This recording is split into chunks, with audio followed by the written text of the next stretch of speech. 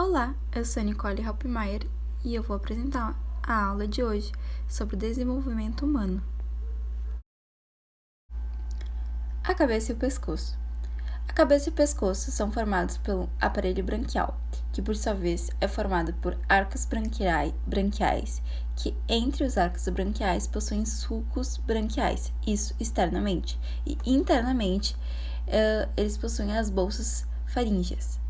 O arco branquial ele é composto pela endoderma, mesoderma, ectoderma e também tem artéria, nervo, cartilagem e músculo. A face e o palato.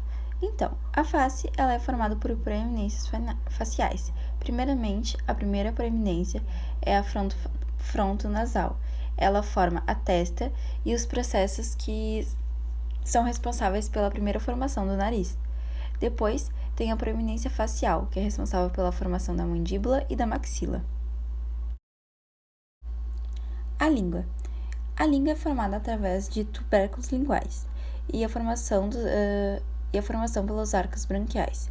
Tem a porção oral e a porção faríngea. A porção oral é formada a partir do primeiro arco, que está demonstrado na imagem com a cor laranja.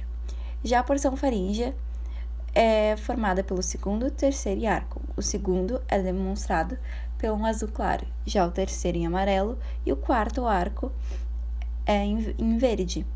A gente consegue ver também que a partir desses arcos dão origem a partes da língua, como por exemplo, a laranja é o tubérculo ímpar e a protuberância lateral da língua. Já o azul claro é o forame cego. O amarelo é a eminência hipobranquial e o verde é a protuberância da epiglote.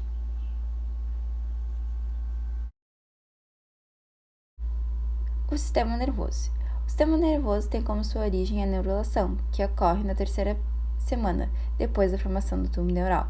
A gente consegue ver nessa imagem como acontece a formação do tubo neural, onde tem a ectoderme, a mesoderme e a endoderme, e acontece um fechamento, uma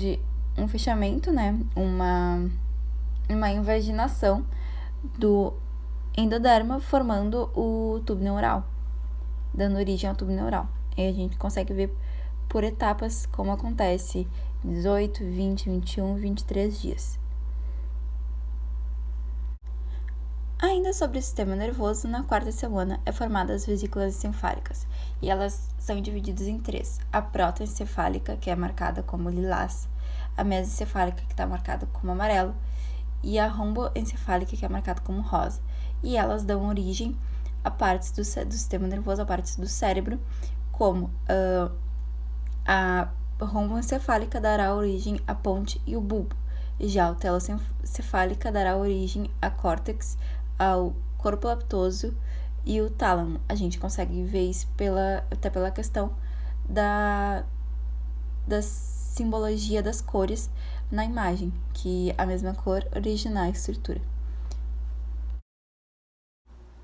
O tubo neural dará origem à medula espinhal, que a medula espinhal é ainda mais primordialmente originada pela placa alar e pela placa basal. A placa alar ela originará o corno sensitivo dorsal, já a placa basal ela originará o corno motor ventral. E a gente consegue ver isso na imagem, ainda assim pela representação das cores, onde a placa alar é a cor azul, que originará o corno sensitivo dorsal, e a representada em vermelho, que é a basal, representará e originará o corno motor ventral. O sistema nervoso periférico. Ele é formado pelas células da crista neural, que migram para o corpo e formam os nervos e os gânglios. A gente consegue ver na imagem o tubo neural, a parte dorsal e ventral, e que forma os neurosensores, as células de pigmento, os neurônios e as células de simple adrenal. Os órgãos sensitivos. Os olhos. Nossos olhos eles são formados por vesículas ópticas, que tem como origem o proencefálico. Essas vesículas ópticas, elas estimulam o nosso ectoderma a formar placóides cristalinos, que derivam cristalino e por isso começa a se originar os olhos. As vesículas ópticas são as que formam a retina e nos possibilitam, junto com outras partes dos nossos olhos, enxergar. A gente vê pela essa imagem à esquerda como acontece, num esquema bem básico de como acontece o desenvolvimento embrionário dos nossos olhos. As células do tubo nervoso em vermelho e a ectoderme em azul, elas passam pelo desenvolvimento, e as células do tubo nervoso, elas passam a ser o cálice óptico, e as células da ectoderme passam a ser o tubo cristalino e a futura córnea. Então, acontece um processo que dá origem ao futuro nervo óptico e à futura retina. Então, a gente, com o desenvolvimento, né, a gente vai ter a formação dos nossos olhos. E na outra imagem dá pra ver também como acontece internamente a formação dos nossos olhos, os tecidos, né, dos nossos olhos. O segundo órgão sensitivo que a gente vai estudar é a orelha. A orelha se dá origem no espaçamento do ectoderma de revestimento nos placóides ópticos que vão invaginar e separam o ectoderma como vesículas auditivos, daí origina a orelha. As vesículas auditivas irão diferenciar no labirinto membranoso, e tem a parte interna, que é o labirinto membranoso, e o labirinto ósseo, e a externa, que é o meado acústico externo, a camada externa e a membrana tipânica, e o pavilhão auditivo, que nos possibilitam realmente escutar, e não só ter a forma da orelha. Defeitos do fechamento do tubo neural. Já ouvimos falar muitas vezes da doença anencefalia, mas como é originada essa doença? É quando acontece quando não tem o fechamento do neurópito anterior.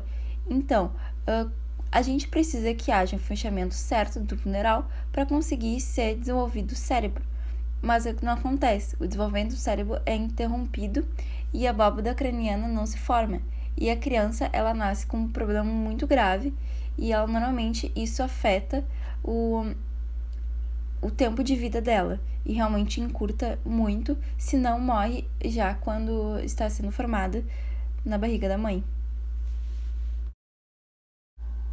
É de conhecimento popular que não se deve ingerir bebidas alcoólicas quando se está grávida, mas realmente o motivo pode acontecer uma síndrome do álcool fetal, e essa síndrome ela é muito grave para o desenvolvimento da criança, porque a mãe está desenvolvendo todas as partes do corpo humano da criança, que vai ter grandes defeitos por mau desenvolvimento, como má formação do rosto ou do sistema nervoso, podendo ser ainda mais grave, como doenças como a holoprosenfalia, que é a deformidade no rosto que permanece, que ela é irreversível, a não ser por meio de cirurgia. Muito obrigada pela aula, sou a Prof. Nicole e encerro mais um vídeo de embriologia.